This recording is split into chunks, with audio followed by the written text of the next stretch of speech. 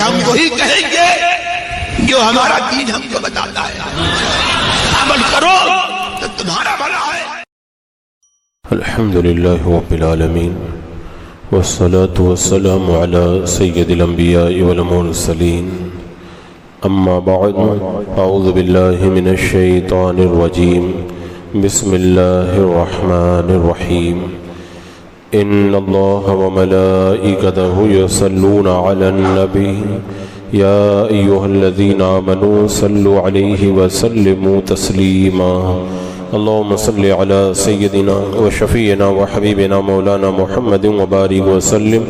صلاة وسلام عليك يا رسول الله صلى الله تعالى عليك وسلم،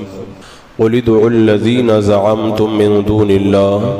لا يملكون مثقال ذرة في السماوات ولا في الأرض وما لهم فيهما من شرك وما له منهم من ظهير۔ تم فرماؤ پکارو انہیں جنہیں اللہ کے سوا سمجھ بیٹھے ہو وہ ذرہ بھر کے مالک نہیں، آسمانوں میں اور نہ زمین میں، اور نہ ان کا ان دونوں میں کچھ حصہ، اور نہ اللہ کا ان میں سے کوئی مددگار۔ اس سے پہلے جو آیات تھی ان آیات میں عبد منیب کا ذکر ہوا اور ناشکروں کا انجام بیان کیا گیا۔ جو اللہ کی بارگاہ میں رجوع لانے والے بندے ہیں، اللہ نے ان پر کیا انعام فرمایا اس کو بھی ذکر کیا گیا، اور جو اللہ کے ناشکر بندے ہیں ان کا کیا حشر ہوا اس کو بھی پچھلی آیات میں بیان فرمایا گیا۔ اب پیچھے آپ نے سنا تھا اہل سبا کا ذکر ہوا تھا، اہل سبا جن کو اللہ نے نعمتیں دی اور ناشکری کی تو ان کا پھر کیا حشر ہوا تھا۔ تو اب پوچھا جا رہا ہے اس آیت کریمہ کے اندر کہ کیا تمہارے معبودوں میں یہ قدرت ہے کہ وہ تم سے کسی طرح سے کوئی عذاب وغیرہ ٹال سکے؟ یعنی یہ ڈانٹنے کے لیے پوچھا جا رہا ہے کہ جن کو تم اپنا خدا یقین کرتے ہو انہیں پکارو، دیکھو وہ تمہاری مدد کرتے ہیں کیا؟ وہ بیچارے تو خود بے بس ہیں اور وہ زمین و آسمان میں کسی ذرہ کے بھی مالک نہیں ہے۔ ذرہ کتنا باریک ریت کا ایک کण ہوتا ہے کا اس کے بھی مالک نہیں ہے۔ اور بعض علماء نے فرمایا کہ ذرہ جو دھوپ کے اندر آپ جب کھڑکی کے پاس کھڑے ہو کر کے دیکھتے ہیں تو باریک باریک کچھ اڑتی ہوئی ذروں کی کیفیت آپ کو نظر آتی ہے، تو جو عام طور پر دکھائی بھی نہیں دیتے، اتنے معمولی ذرے کی بھی جو ملکیت نہیں رکھتے،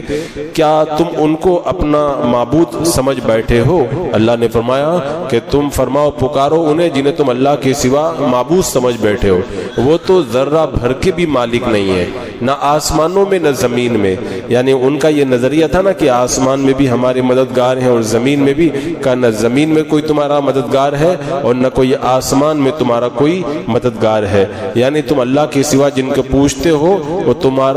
وہ اللہ کے ساتھ میں بالکل کسی چیز کے کوئی شریک نہیں ہے۔ تو یہ آیت کریمہ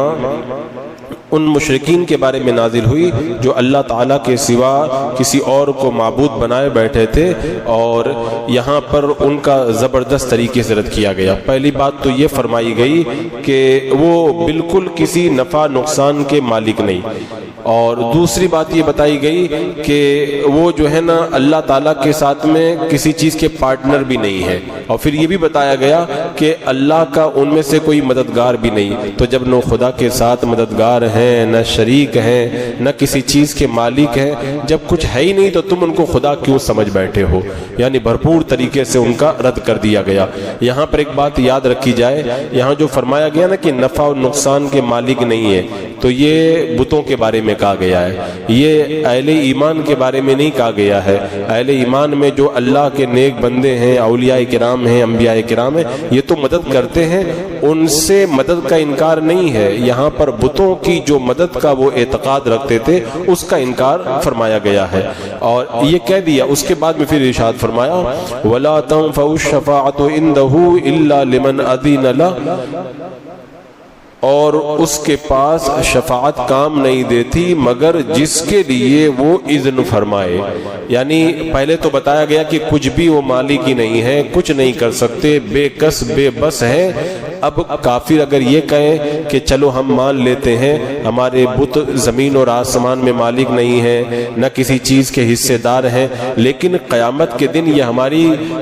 شفاعت تو کریں گے، اللہ کی بارگاہ میں ہماری بخشش کا تو سامان کروائیں گے، اور ان کی شفاعت کی وجہ سے ہم لوگ نجات پا جائیں گے، تب اس آیت کریمہ میں اس کا بھی رد کر دیا گیا کہ ان کا گمان بالکل سراسر بکواس ہے۔ قیامت کے دن ایسا نہیں ہوگا کہ جس کا جی چاہے وہی کھڑا ہو کر کے شفاعت کرنے لگ جائے۔ اللہ نے فرمایا نہیں، شفاعت وہی کرے گا جس کو اللہ تعالیٰ اجازت دے گا۔ تو شفاعت کے لیے صرف انہی کو اجازت ملے گی جو اللہ تبارک و تعالیٰ کی بارگاہ کے مقرب ہوں گے، اور وہ ان لوگوں کی شفاعت کریں گے اللہ تبارک و تعالیٰ جن کی شفاعت کا ان کو اذن عطا فرمائے گا، اور وہ اللہ کے مقبول بندے ہوں گے، وہ انبیاء کرام ہوں گے یا اولیاء کرام ہوں گے جو گنہگاروں کی شفاعت کریں گے۔ یہ بت تو کسی کے کچھ بھی سفارشی قیامت کے دن ہو ہی نہیں سکتے ہیں، ان کو تو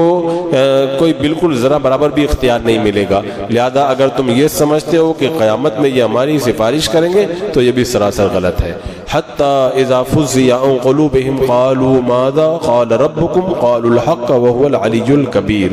یہاں تک کہ جب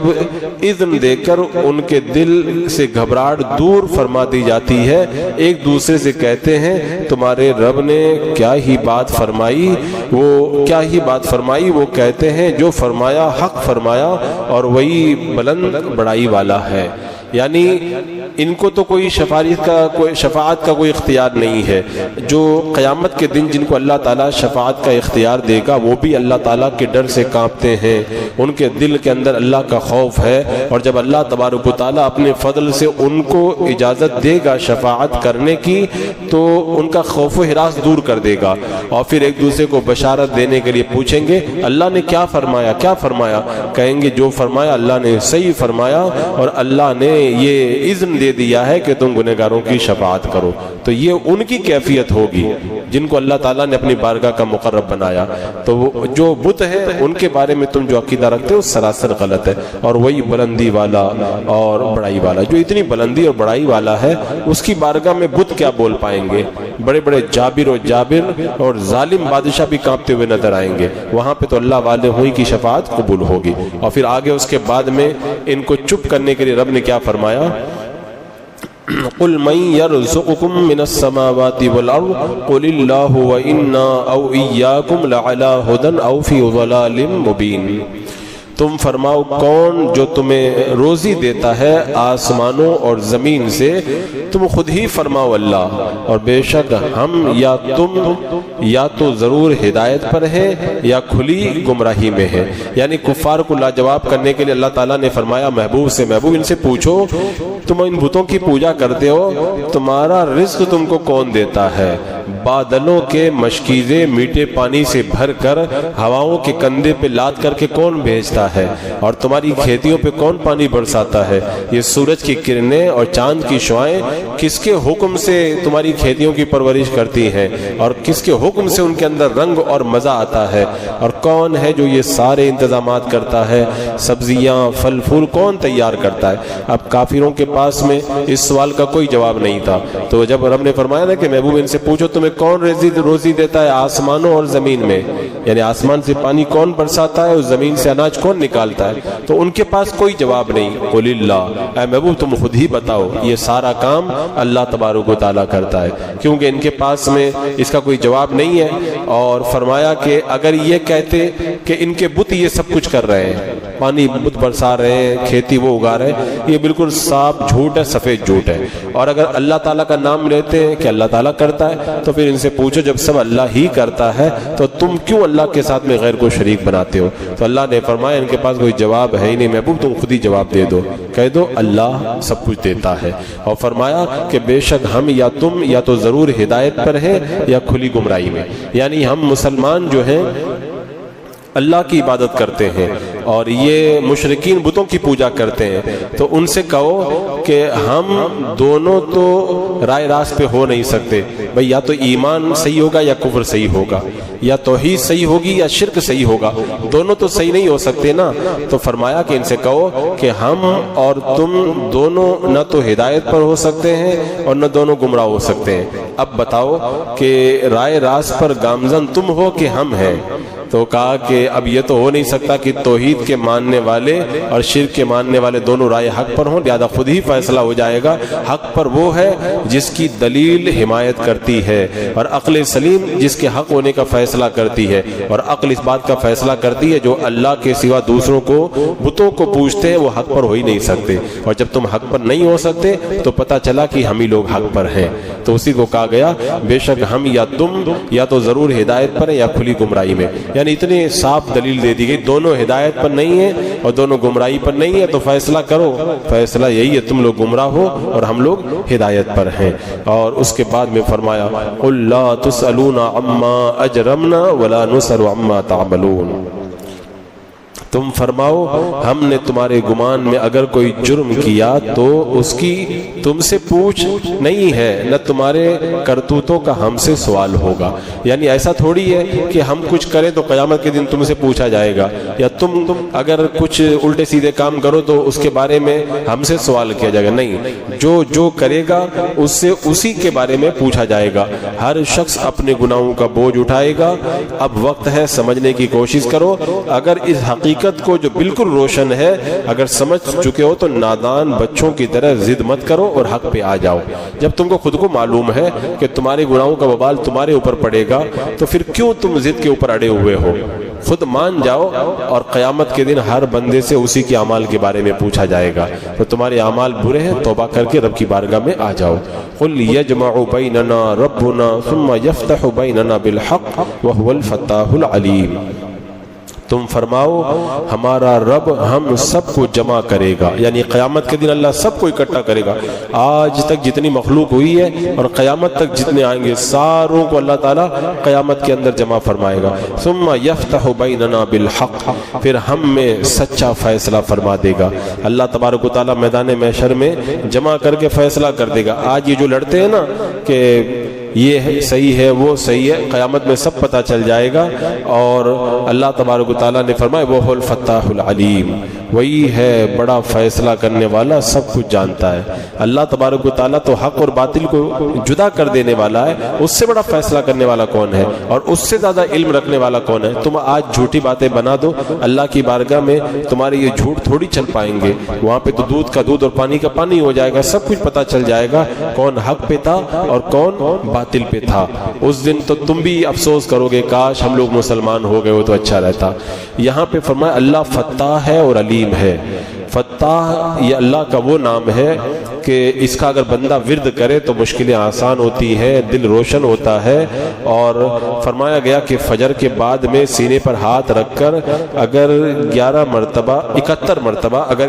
مرتبہ اس کو دل پہ دم کیا جائے تو دل روشن ہوتا ہے، کام میں آسانی پیدا ہوتی ہے، اللہ رزق میں برکتیں عطا فرماتا ہے۔ یعنی فتاح کے ذریعے اللہ، اس نام کے ذریعے اللہ تبارک و تعالیٰ کی برکتیں نازل ہوتی ہیں۔ اور فتاح العلیم، اور علیم بھی اللہ کا وہ نام ہے کہ اگر بندہ اس کا ورد کرے تو علم حاصل ہوگا اور اللہ کی معرفت کا نور بندے کو میسر آئے گا۔ اب اس کے بعد میں آگے ان کی زبان بندی کی گئی اور کہا گیا قُلْ أَرُونِيَ الَّذِينَ أَلْحَقْتُمْ بِهِ شُرَكَاءَ كَلَّا بَلْ هُوَ اللَّهُ الْعَزِيزُ الْحَكِيمُ، تم فرماؤ مجھے دکھاؤ تو وہ شریک جو تم نے اس سے ملائے ہیں، اور بعد میں فرمایا گیا کہ نفرت جھڑکنے لگا گیا، کلا ہرگز نہیں، بلکہ وہی اللہ عزت والا حکمت والا۔ یعنی تم بتاؤ، تم اللہ کے ساتھ جس کو شریک کرو، لاؤ دکھاؤ کون ہے اللہ کا شریک، کیا بنایا انہوں نے کیا کام کیا، بتاؤ ان کو لا کر کے دکھاؤ، انہوں نے کیا چیز بنائی ہے، کس چیز کے وہ مالک ہیں، کیا کر سکتے ہیں، ان کے اندر کیا طاقت ہے، کیا پاور ہے۔ اب ظاہر سی بات ہے وہ بت جو اپنے سامنے رکھی ہوئی مٹھائی نہیں کھا سکتے، اپنے اوپر بیٹھی ہوئی مکھی نہیں اڑا سکتے، وہ کیا کسی کو پیدا کریں گے؟ تو اس طرح سے ان کو چھپ کر حضرت ابراہیم علیہ السلام نے تو یہی دلیل دی تھی نا، جب حضرت ابراہیم علیہ السلام نے بتوں کو توڑ دیا تھا اور جو فاوڑا تھا وہ بڑے والے بت کے کندھے پہ رکھ دیا تھا، واپس آئے تھے، لوگوں نے پوچھا تھا کس نے یہ کیا، تو حضرت ابراہیم علیہ السلام نے کہا تھا یہ فاوڑا رکھ کر کے بیٹھا ہے اپنے کندھے پہ، اسی کو پوچھ لو نا، یہ بتا دے گا کہ کس نے توڑا ہے۔ تو چپ چاپ ہو گئے، ان کو پتہ چل گیا ہمارا جو سب سے بڑا بت ہے اس کے سامنے ہمارے بتوں کو توڑ دیا گیا، وہ کچھ بچا نہیں سکا اور اب بتا بھی نہیں سکتا کہ کس نے توڑا ہے، تو وہ کیسے خدا ہو سکتا ہے؟ تو فرمایا تم فرماؤ مجھے دکھاؤ، تو وہ جو شریک تم نے بنائے ہیں ہرگز وہ شریک نہیں ہے بلکہ اللہ ایک ہی ہے غالب حکمت والا۔ تو یہاں پر یہ بتا کر کے اللہ تبارک و تعالیٰ نے ان کا منہ بند کر دیا، پھر آخر میں فرمایا حق کی طرف اشارہ، وما ارسلناک الا کافۃ للناس بشیرا ونذیرا ولکن اکثر الناس لا یعلمون۔ ہم نے تم کو نہ بھیجا مگر ایسی رسالت سے جو تمام لوگوں کو گھیرنے والی ہے، یعنی محبوب ہم نے سارے لوگوں کے لیے تم کو رسول بنا کر کے بھیجا ہے، چاہے وہ کوئی بھی ہو، گورا ہو، کالا ہو، عربی ہو، اجمی ہو، پہلے والے ہوں یا بعد والے ہوں، سب کے لیے ہم نے تمہیں رسول بنا کر کے بھیجا ہے۔ اللہ کے رسول علیہ السلام کی رسالت تو اتنی عام ہے، اتنی عام ہے، اللہ اکبر کبیرہ، یہاں تک کہ جانور بھی جانتے ہیں، چرند بھی جانتے ہیں، پرند بھی جانتے ہیں، ساری کائنات جانتی ہے کہ اللہ کے رسول علیہ السلام اللہ کے رسول ہیں۔ اللہ کے رسول علیہ السلام نے ارشاد فرمایا اللہ تبارک و تعالیٰ نے مجھے تمام انبیاء پر 6 باتوں میں فضیلت عطا فرمائی ہے۔ مجھے اللہ تبارک و تعالیٰ نے جوامع الکلم عطا فرمائے، یعنی بات میرے آقا چھوٹی سی کہتے تھے اس کا معنی بہت بڑا ہوا کرتا تھا، اور اللہ تبارک و تعالیٰ نے روب سے میری مدد فرمائی ہے، اور اللہ تبارک و تعالیٰ نے میرے لیے غنیمت کو حلال کر دیا ہے، اور میرے لیے تمام روئے زمین کو مسجد بنا دیا ہے۔ پہلے کے لوگوں کو کیا کرنا پڑتا تھا؟ اپنی عبادت گاہ میں جا کے عبادت کرنا پڑتا تھا، اب تو ہم روڈ پر بھی اگر مصلی بچھا دے تو وہی ہمارے لیے مسجد ہے،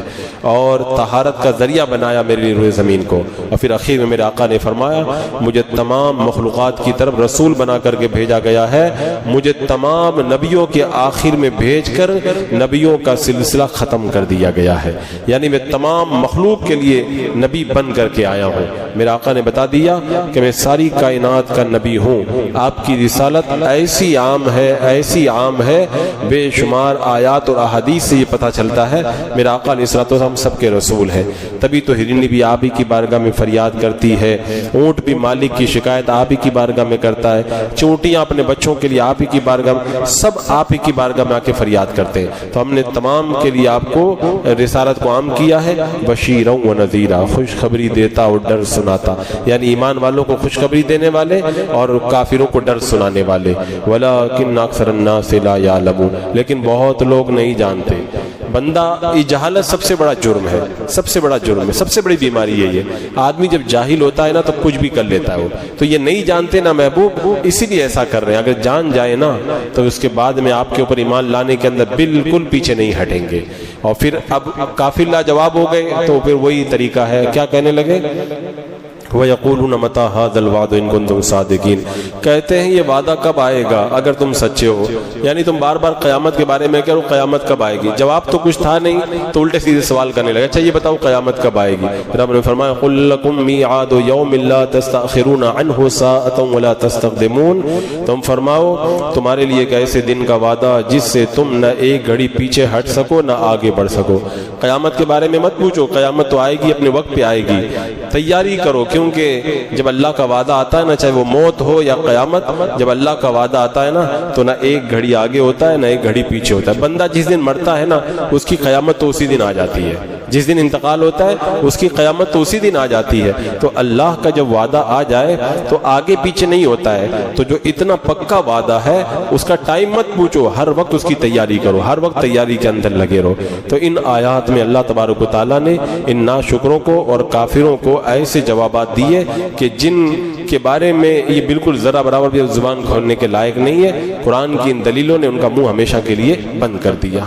بسم اللہ الرحمن الرحیم، اللہم صلی علی سیدنا مولانا محمد وبارک وسلم، صلاۃ و سلام علیک یا رسول اللہ